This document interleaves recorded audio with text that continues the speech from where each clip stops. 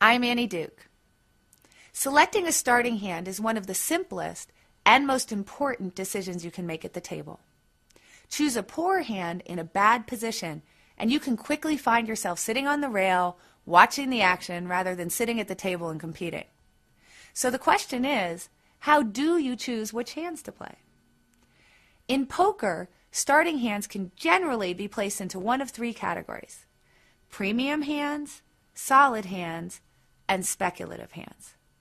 As these names suggest, hands that fall into these categories have different relative strengths and should all be played differently based on your position at the table and the action that has taken place in front of you. Let's start by looking at premium hands. These are the strongest starting cards you can hold and include aces, kings, queens, and ace-king. In general, you're going to play these hands for a raise from any position on the table.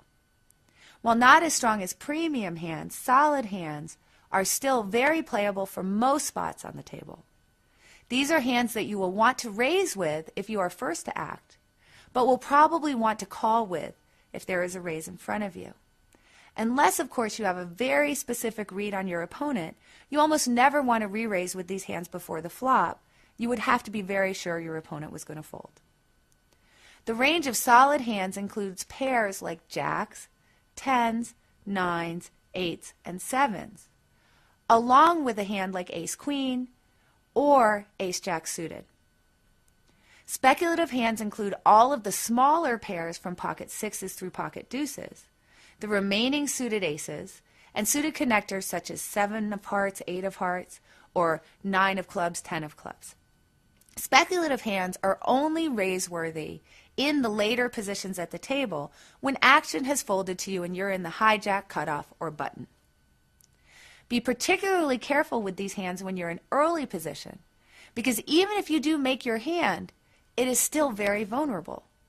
For example, let's say you're in middle position and flop a flush while holding 5 of diamonds, 6 of diamonds.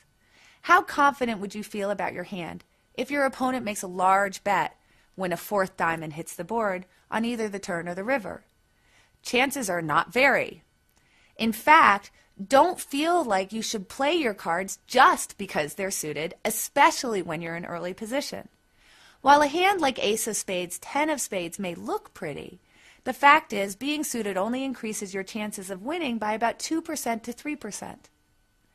Finally, remember that your cards aren't the only thing to consider before you enter a pot. Take note of where you are in terms of position and what action, if any, has already occurred in front of you. Also, think about your opponents.